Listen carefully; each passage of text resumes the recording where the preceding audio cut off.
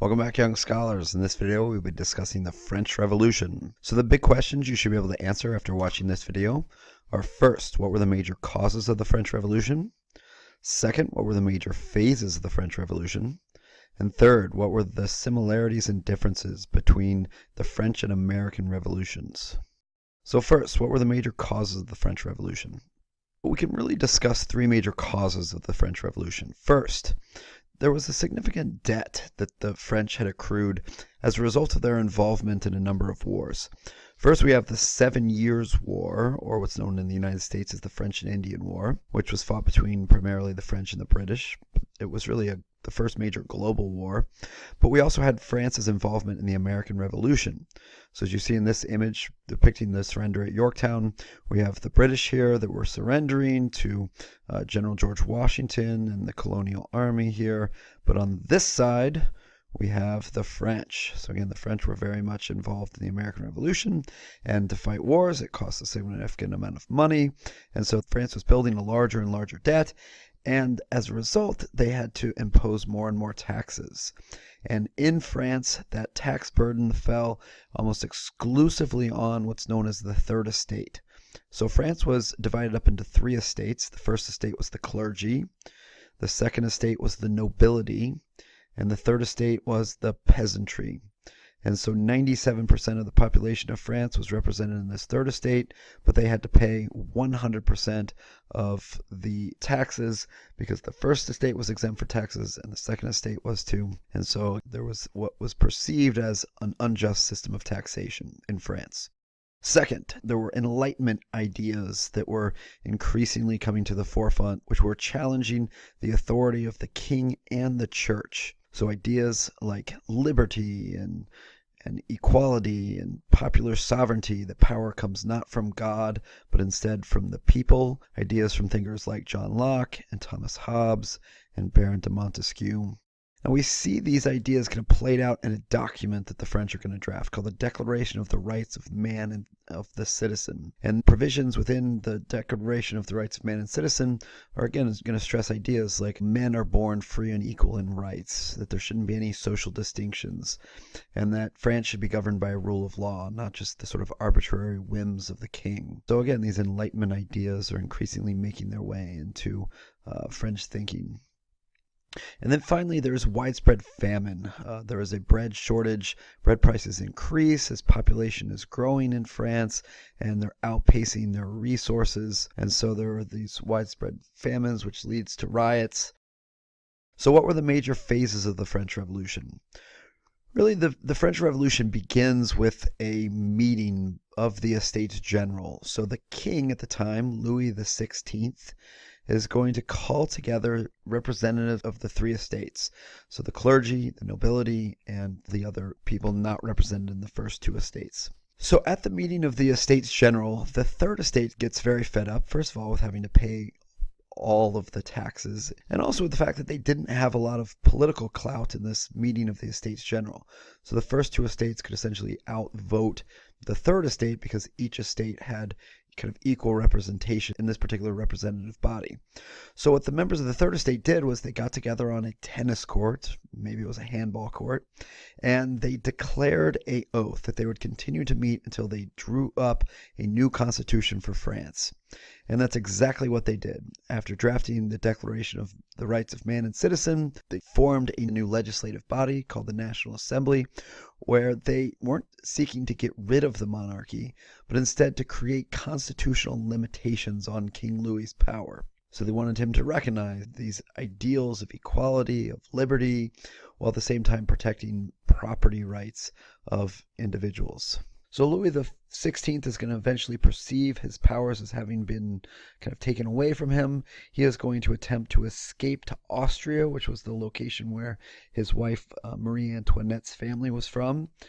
And he's going to be stopped right before he gets to the border and brought back. He's going to be tried for treason, and he's going to be given the death penalty. He's going to be, his head is going to be stuck in the guillotine blocks and going to be chopped off as part of this more radical phase of the French Revolution known as the Reign of Terror. And it's in this Reign of Terror that all different facets of French society began accusing each other of being traitors. And this leads to widespread kind of death by way of the guillotine. And it begins this radical phase of a revolution. So usually you have this major movement away from the status quo, what's known as the sort of radical phase of a revolution. And oftentimes you have attempts to then come back and sort of moderate. We see it with the American Revolution, where there's this fear of centralized power, where they attempt to create a more decentralized league of colonies under the Articles of Confederation. That's the radical phase of the American Revolution. And then we see this gradual walking back of those radical ideas under the Constitution. Well, during the radical phase of the French Revolution, there were a number of leaders, including Maximilien Robespierre and the Jacobins, who were these radicals, who wanted a complete restructuring of French society. So they were especially targeting the Catholic Church, and they were advocating for these more kind of enlightened ideas, focusing on science and reason. And so they developed a number of things. For instance, they developed a new calendar system. They didn't like the idea that we had a 7-day calendar system, which was based on, the book of Genesis. And the French then decided, well, we need to instead have like 10 days in our week.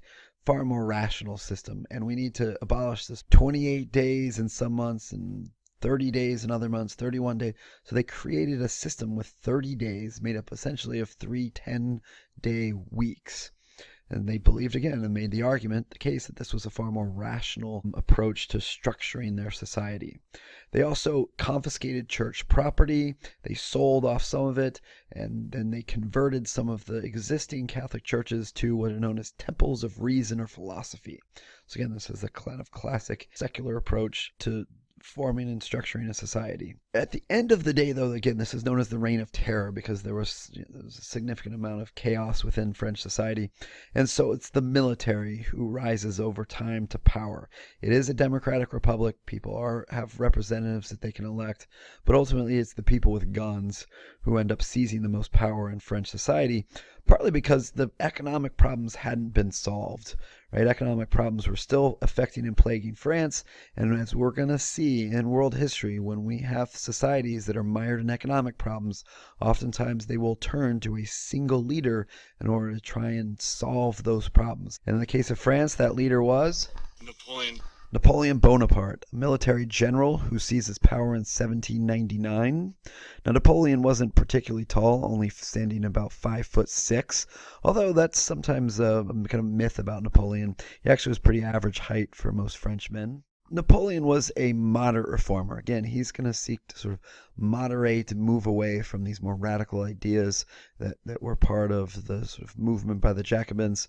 And so he's going to promote principles of equality and property rights. So he's going to want to abolish sort of titles of nobility. In that sense, he sort of embraces the ideas of the revolutionaries. However, he's not going to sort of radically seek to seize property on behalf of the state and redistribute it. We're really going to see those kind of ideas, those more radical ideas, played out in the socialist communist revolutions in period 6. So the Russian Revolution and the Chinese revolutions, we'll see those more radical restructuring of property rights taking place in the period 6 revolutions. Period 5 revolutions, not nearly as radical.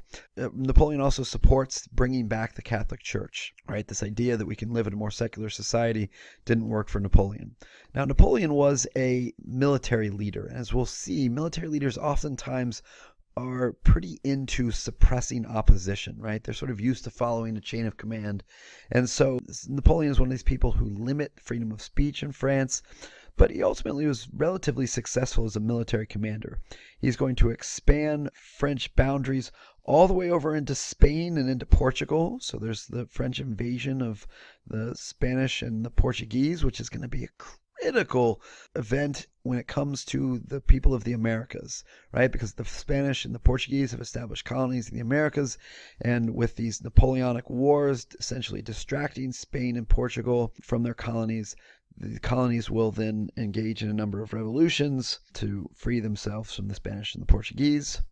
Now, Napoleon is going to eventually make the fatal mistake, though, of trying to invade Russia.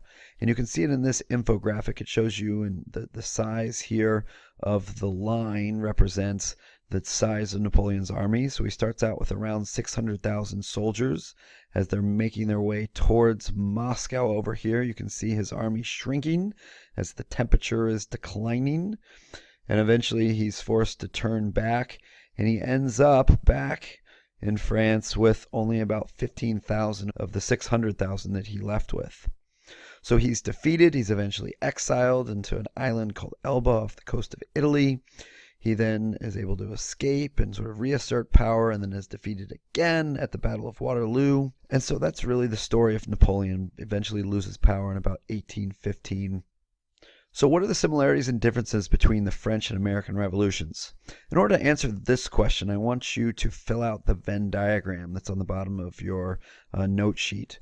And specifically, let's answer these questions. 1, whose ideas influence these revolutions? 2, what issues spark these revolutions? What were some of the similar causes? 3, what were the effects of these revolutions on the form of government? What kind of government do they start with? And what form of government do they end with? 4, were property rights protected in these revolutions? Yes or no?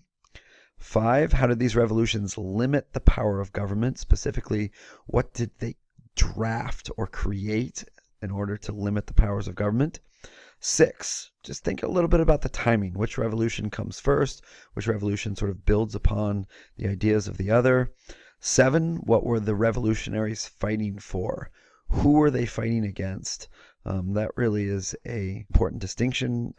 And then 8, how revolutionary were these revolutions? Can you make a case that one revolution led to more significant change than the other? So after you've completed the Venn diagram, you should be able to answer that third big question.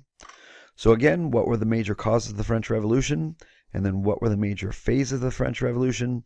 And then what were similarities and differences between the French and American Revolution? We're surrendering to General George Washington and the colonial army here. But on this side, we have the French. So again, the French were very much involved in the American Revolution. And to fight wars, it cost a significant amount of money. And so France was building a larger and larger debt. And as a result, they had to impose more and more taxes. And in France, that tax burden fell French Revolution. So the big questions you should be able to answer after watching this video are: first, what were the major causes of the French Revolution? Second, what were the major phases of the French Revolution? And third, what were the similarities and differences between the French and American revolutions? So first, what were the major causes of the French Revolution? We can really discuss 3 major causes of the French Revolution. First, there was a significant debt that the French had accrued as a result of their involvement in a number of wars. First, we have the 7 Years' War, or what's known in the United States as the French and Indian War, which was fought between primarily the French and the British. It was really the first major global war. But we also had France's involvement in the American Revolution.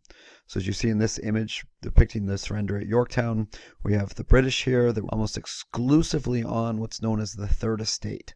So France was divided up into 3 estates. The first estate was the clergy. The second estate was the nobility. And the third estate was the peasantry. And so 97% of the population of France was represented in this third estate, but they had to pay 100% of the taxes because the first estate was exempt for taxes and